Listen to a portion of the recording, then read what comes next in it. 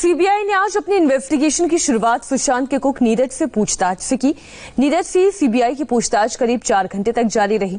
CBI ने नीरज से 13 जून के बारे में सवाल पूछे और ये जानने की कोशिश चल रही है कि 13 से 14 जून के बीच सुशांत के फ्लैट पर क्या क्या हुआ था। इंडिया टीवी के पास नीरज से पूछे गए सवालों की लिस्ट है जो अब हम आपके सामने रख रहे हैं। पहला सवाल, 13 जून को फ्लैट में क्या हुआ था, वहां कौन कौन मौजूद था, सुशांत कितनी देर तक दूसरे फ्लैटमेट के साथ रहे थे, 13 जून को सुशांत का मूड कैसा था, 13 जून को क्या सुशांत ने डिनर किया था। अगला सवाल, पांचवा सवाल, 13 जून को सुशांत कब सोने के लिए गए थे, सुशांत की डेड बॉडी सबसे पहले किसने देखी थी, सुशांत की डेड बॉडी को किसने उतारा था, क्या किसी ने डेड बॉडी उतारने को कहा था, अगर हां तो फिर वो शख्स कौन था जिसने सुशांत सिंह राजपूत की डेड बॉडी उतारने के लिए कहा, पीसीआर को कॉल कब किया गया था और किसने पीसीआर को कॉल किया क्योंकि पुलिस को इंफॉर्मेशन दी गई थी। और आखिरी सवाल, पिछले 6 महीने में सुशांत के फ्लैट में कौन कौन था, कौन कौन उनके साथ रहा, कौन वहां से चला गया, पूरी जानकारी ली गई। नीरज वही शख्स है जिसे सुशांत ने 14 जून की सुबह जूस मांगा था। जिस वक्त सुशांत के रूम का ताला तोड़ा गया तो कुक नीरज मौके पर भी मौजूद था। हम आपको सुनाते हैं नीरज ने इंडिया टीवी से बातचीत के दौरान उस दिन क्या कहानी बताई थी। उस दिन सुबह जल्दी उठ गए थे सर, 6 बजे उठ गए थे तो अपना टेरिस पे वॉक कर रहे थे। ठीक था, हैप्पी माइंड था, बिल्कुल ठीक थे। तो बाहर आए तो मेरे को बोला नीरज मेरे को ठंडे पानी दो। मैंने कहा ओके सर अभी लेके आता हूँ। तो मैं भाग के गया तो मैंने ठंडा पानी लेके आया तो उन्हें मैंने ठंडा पानी दो। तो पीने के बाद सर को गिलास दे दिया, सर ने मेरे को गिलास दे दिया। तो सर ने बोला सब ठीक चल रहा सफाई। मैंने कहा हाँ सर बिल्कुल। तो स्माइल दिया फेस में, ठीक मूड था।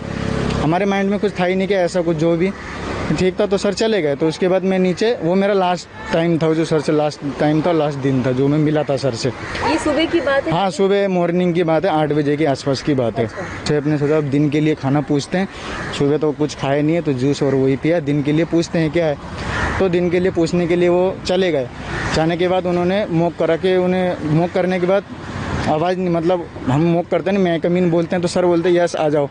तो आवाज़ नहीं आया। तो हमने कहा सो रहे होंगे, जो दिन में भी सोते हैं। कड़ी लगी हुई है वैसा? हाँ अंदर से लॉक लगा हुआ था, लॉक लगा हुआ था। मेरे दिमाग में ऐसा कोई सिचुएशन था नहीं क्योंकि लॉक लगा, तो हमें लगा सो रहे होंगे, रेस्ट कर रहे होंगे तो डिस्टर्ब मत करो। तो हम अपना काम पे दोबारा लग गए। फिर हमने सुशांत सर एक बार खोलो, क्या बात हो गई, नाराज़ हो गई क्या, ऐसा वैसा। सिद्धार्थ ने आवाज़ मारा तो कोई रिप्लाई नहीं आया। फिर उन्होंने सिस्टर को फ़ोन किया, सर की जी, सुशांत के सिस्टर को फ़ोन किया सिद्धार्थ ने कि मैम सर अभी गेट नहीं खोल रहे हैं, 15-20 मिनट से ज़्यादा हो गया, हम खटखटा रहे हैं। तो उन्होंने बोला ठीक है मैं आ रही हूँ, मैं उनको कॉल करती हूँ, क्या पता उठा लें, ठीक है मैं आ रही हूँ, मैं घर पे आ रही हूँ।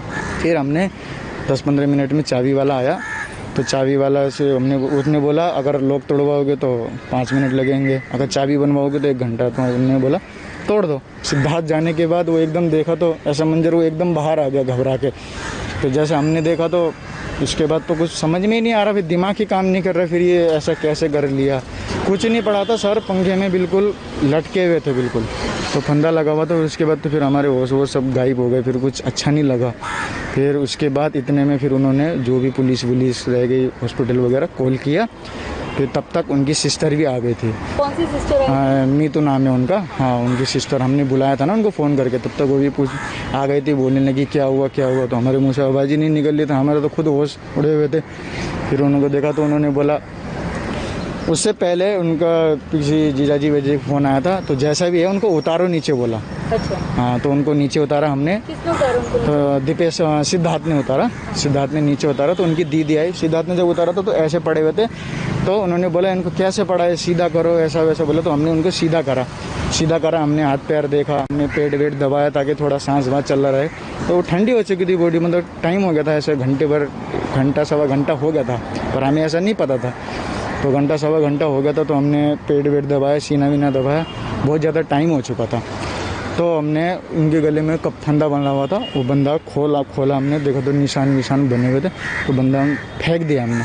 तो काफ़ी टाइम हो गया था। फिर उसके बाद जो भी आई पुलिस जो उन लोगों ने करा जो करा। अच्छा, यूरोप से ट्रिप से आने के बाद सुशांत की तबीयत में थोड़ा सा बदलाव हुआ था, लेकिन रिया का बिहेवियर भी क्या कुछ बदला था थोड़ा?